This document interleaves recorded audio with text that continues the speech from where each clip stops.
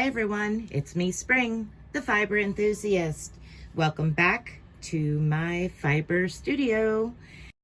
For today's part of the video, I will be showing you the finish setup so that way we can begin weaving, and we will load the shuttles and start to weave. I hope you enjoy.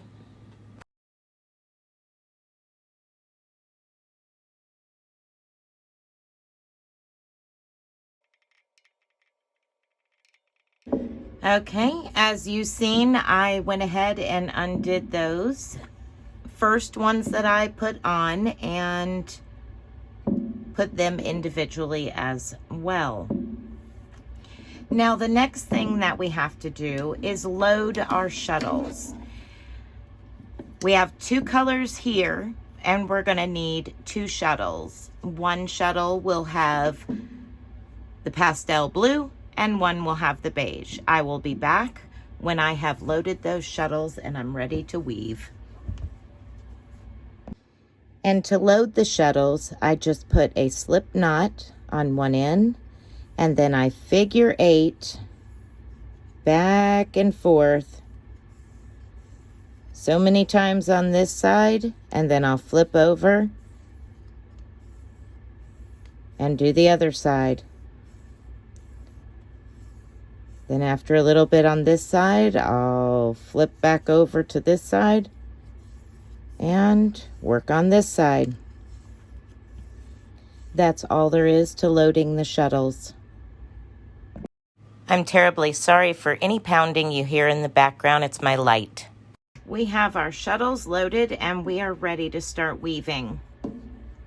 Now there's two ways that you can weave with the Cricut. The Cricut has mounts that you can mount it to the table and use it that way. That's the way that I'm going to show you mainly. Before I end this video, I will show you how I use this, how it also is set up to be used in your lap on the side of the table. Okay, so I've pulled my heddle out of the neutral position, which was back here. So the very first thing I want to do is I want to get those whole threads up. So I'm going to go in the up position. And what it's going to do is cause a crisscross right here. And I'm going to go ahead and start. You always start both of your colors from the same side. I'm going to go ahead and pass that shuttle through and leaving a good tail so I have something to weave in or sew in, so that way it's not going to slip through before I get a chance to sew or hem the ends. So I've made one pass. I'm going to pull it forward and I'm going to do what's called beat.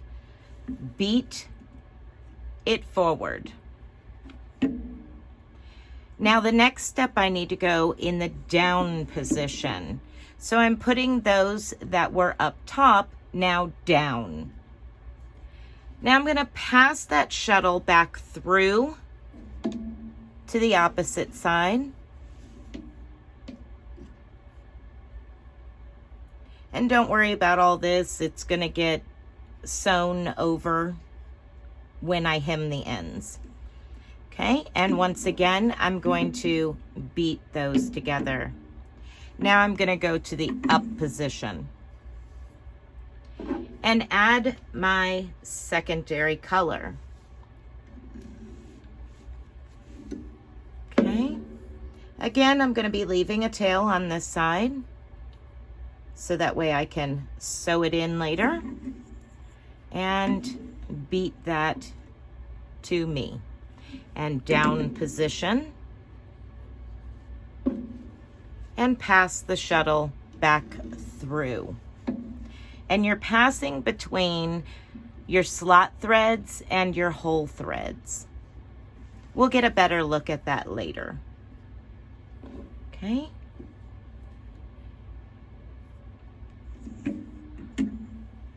And beat forward. Now in the up position, we're going to bring back our first color And when we do that, we want to crisscross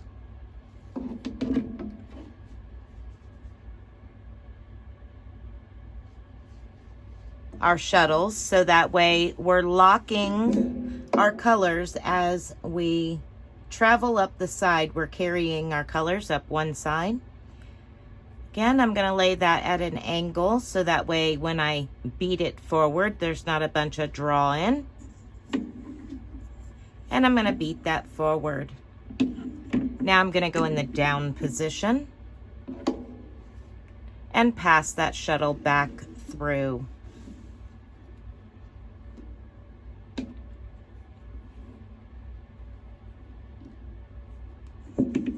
And beat that forward.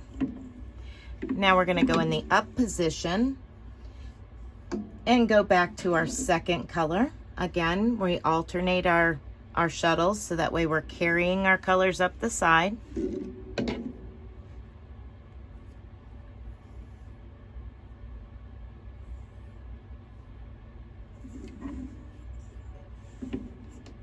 Beat that forward. And in the down position. Now I'm going to pass the shuttle back through to the other side.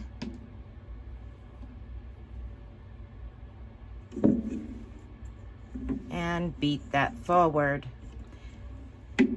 Up position.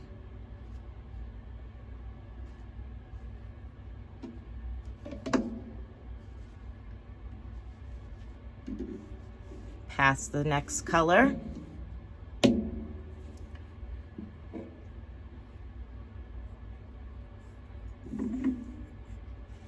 Beat that forward, down position.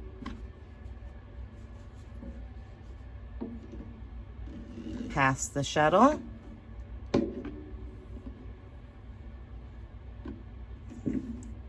Beat it forward. Up position.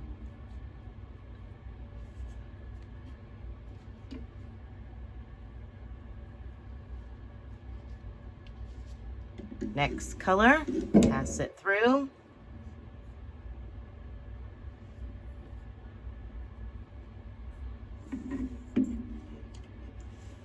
Beat it forward. Down position. Pass it back through. And this is all you do to create the houndstooth.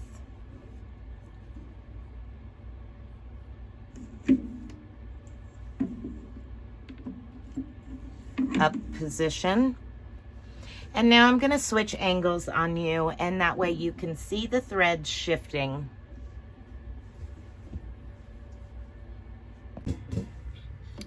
Okay, so right now I'm in the up position and I'm on my next color. You pass it through.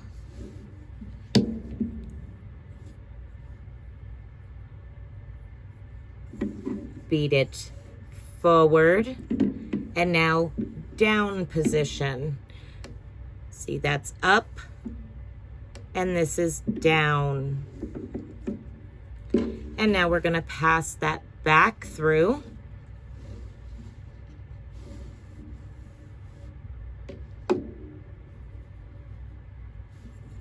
And beat it forward. Up position.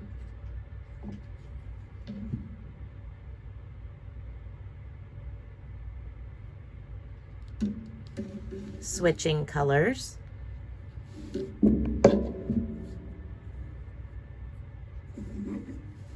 Beat it forward, down position. Pass it through.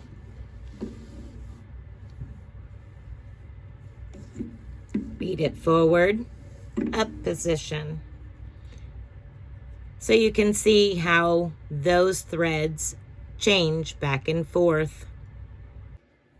So here you can kind of see the pattern while it is on the loom. Let me put it in the neutral position. That helps. And you'll see it better once it's off the loom and not all stretched out. But this gives you an idea as to what it looks like. Okay, so now we're gonna move into using this Cricut heddle off the side of the table and laying in the lap, the front part, well, the apron bar side, the back bar side will be in my lap. And then after that, we'll go ahead and conclude this video, and we'll pick up on the next video, finishing up the loom part, weaving part, taking it off the loom, and sewing, hemming the ends. I do not have a serger sewing machine, so I will be using just my standard sewing machine, rolling it over, pinning it, and hemming the ends. You'll get to see all of that in the upcoming video. That will be part 3, and that will finish the hand towel itself. So let's go ahead and get started with moving this down into my lap and on the side of the table and do a little weaving. Okay, so you can kind of see this is the edge of the table and see the slot in the edge of the loom here. That is on both sides, and it's meant to push up against the table. And I'm very sorry about the jiggling. This table is wiggly like that. And then this side sits in your lap. So you have pressure to push the heddle back and pressure when pulling the heddle forward to beat those threads. So let's go ahead and get set up, and you'll kind of see on this side as well the threads alternating between up and down. Let's see, I am now on my blue color. This isn't a very comfortable for me. I usually like to do it up on the table, but we'll work on it this way. So I'm gonna go in from neutral to the up position, and you can kind of see right here and back there how the threads separate. Okay, so we're just gonna do a little bit of weaving. I'll probably fast forward through a little bit of this so that way it's not such a long video.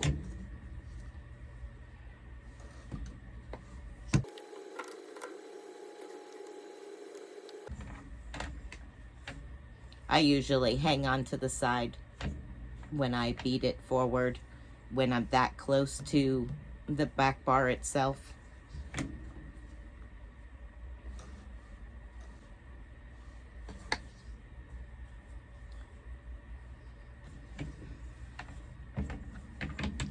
Okay, so from this point out, I'm gonna fast forward a clip of me just weaving a few times, passing back and forth the different colors.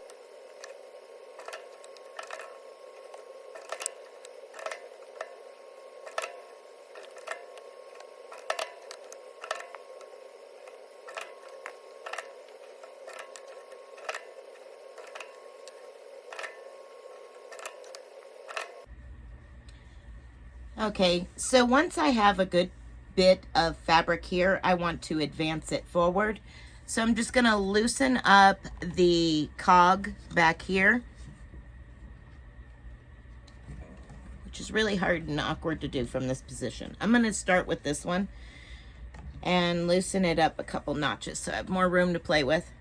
All right, so I'm gonna loosen up the cog back here. It's completely loose. I'm gonna slide that into neutral position. And then I'm going to advance this part forward about a couple of inches, just so that way I have more room here to work. Between here and here is, I'm running out of room. So I want to advance it forward just by turning this cog down here.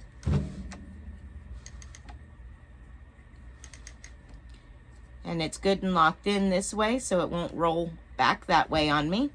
And I'm going to flip this back over, and because it's pretty good and loose, I'm going to hang on to it and start to turn this cog and get it so that way there's good tension. And then I'm going to go ahead and just beat that down one time and go back to the up position and start again. I'm going to continue working on this weaving until I've reached the other end. At that point, we will begin part 3 and cut this off the loom, hem it up, and you'll see the finished towel. I think that's it for this video. It's quite long enough. Thank you for coming and watching and hanging out with me while I did a little bit of weaving on a hand towel, houndstooth, for the house.